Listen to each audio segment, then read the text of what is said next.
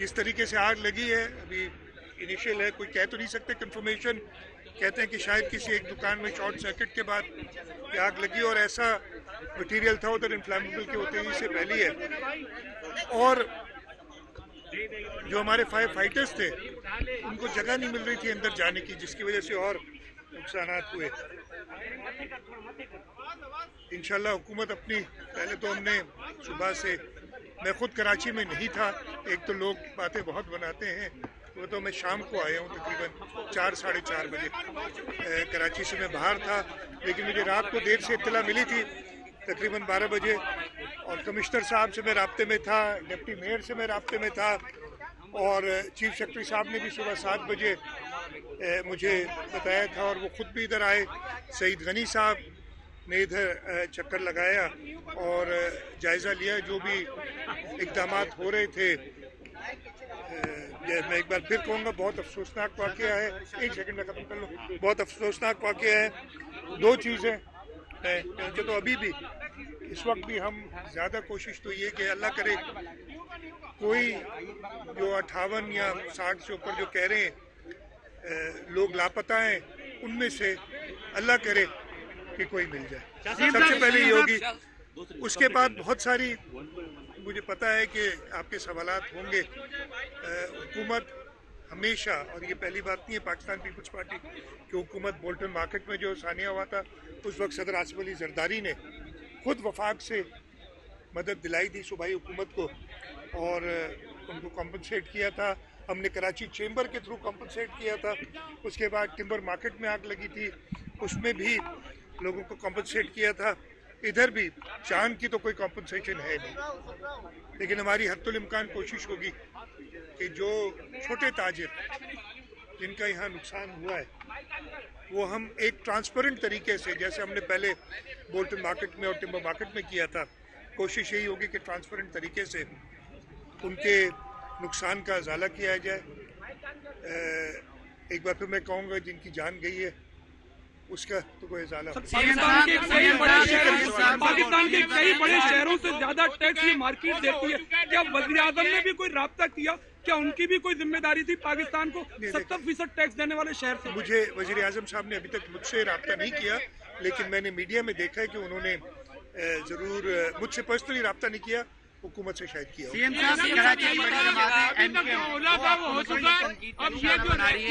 ایک مہاجر قومی موومنٹ کے سربراہ آفاق احمد وہ بھی پہنچے اور لوگوں کو کہہ رہے تھے کہ آپ اپنی طاقت کا مظاہرہ کریں، احتجاج کریں. میں نے سنا ہے آپ کے آنے سے پہلے مجھے اطلاع مل گئی تھی اور مجھے یہ بھی کہا گیا کہ جی آپ ادھر جا رہے ہیں، اور لیکن میں اور جلدی آنا چاہیے تھا مجھے، لیکن میں نہیں تھا جیسے میں نے بتایا. کیونکہ 5 بجے شہر واپس آیا ہوں، اس کے بعد میں نے حالت کا جائزہ لے کے اور ادھر آیا.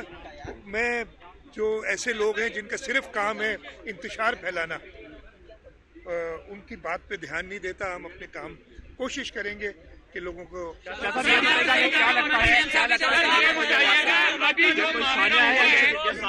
جو معاملہ ہو چکا ہے یا یہ کوئی سازش تو نہیں، لیکن اب جو لوگ دبے ہوئے ہیں، باری بسیٹی ہے، فائر بریگیڈ کہہ رہے ہیں ابھی اندر جانا ناممکن ہے، تو یہ اس آپریشن کو کس طرح شروع کیا جائے گا؟ ماہرین کو طلب کیا گیا ہے کہ بلڈنگ میں داخل ہونے کے دیکھیں ہمارے پاس، میں بتاؤں ہمارے پاس خود بھی جو فائر فائٹنگ کے، اس لیے کہ جو ہماری کے ایم سی کی فائر بریگیڈ اتھارٹی ان کے پاس بھی وہ مہارت ہے. 1122 والے بھی ادھر تھے، ان کے پاس بھی وہ مہارت ہے.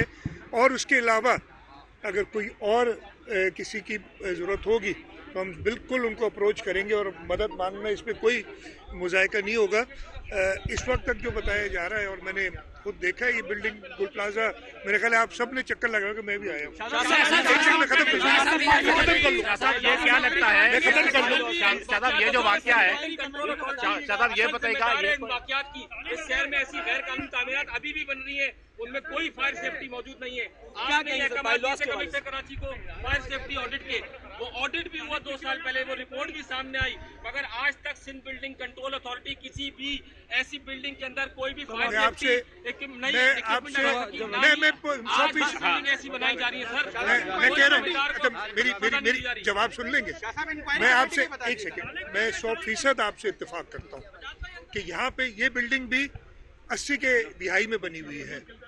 اس وقت سے اور اس سے پہلے سے، بلکہ اس وقت سے خاص طور پہ جب یہ نظام ایسا لایا گیا تھا، اس کے بعد جو اس کے اندر ڈیٹوریشن ہوئی، اور میں یہ ایڈمٹ کرتا ہوں کہ ہم نہیں سنبھال سکے اس ڈیٹوریشن کو، کہ بغیر کسی اسٹڈی کیے ہوئے کئی منزلہ عمارتوں کی اجازت دی گئی، اور اب جو ہے اگر کہیں ان کو کہا جاتا ہے، روکا جاتا ہے، تو وہ بلڈرز اور سارے ایک تماشا کھڑا کر دیتے ہیں کہ جی ہمیں تنگ کیا جا رہا ہے۔ میں نے کئی بار یہ کوشش کی، اور میں اس میں بتاؤں گا کہ اس کوشش میں کامیاب نہیں ہوا ہوں، کہ اکثر لوگ اپنے جو میزنائن فلورز ہیں، جو پارکنگ لاٹس ہیں، اس میں دکانیں بنائی ہوئی ہیں، اس کی وجہ سے باہر کنجیشن ہوتی ہے۔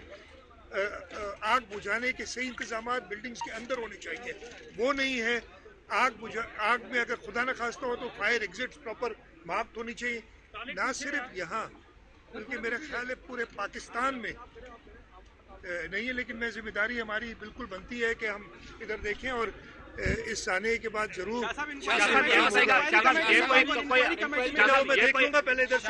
یہ کوئی سازش نہیں لگ رہی صاحب یہ کوشچن لے لے کے کہا جا رہا ہے کہ جو ریسکیو ٹیمیں ہیں وہ لیٹ پہنچی ہے، 1.5 گھنٹہ ملازم کہہ رہے کہ وہ لیٹ پہنچی ہے، اور ذمہ داروں کے خلاف کیا کارروائی ہوگی؟ میری بات سنیں، میں ایک سیکنڈ ان کا جواب دے دوں، یار سوال آیا ہے نا، اچھا سوال ہے آپ کا۔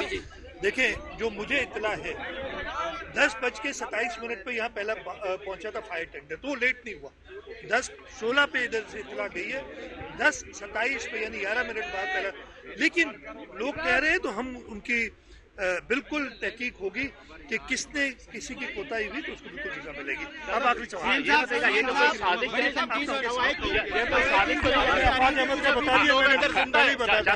گا، یہ کوئی جو واقعہ ہے اتنا بڑا، یہ شارٹ سرکٹ یا ایسا تو نہیں لگ رہا، یہ کوئی سازش تو نہیں ہے؟ یہ میں بالکل اس کے بارے میں کامنٹ نہیں کروں گا، اس لیے کہ مجھے پتہ نہیں ہے۔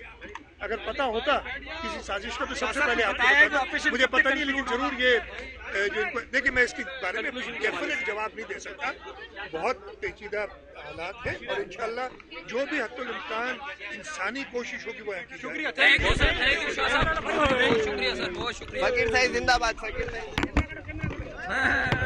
چلو بھائی، چلو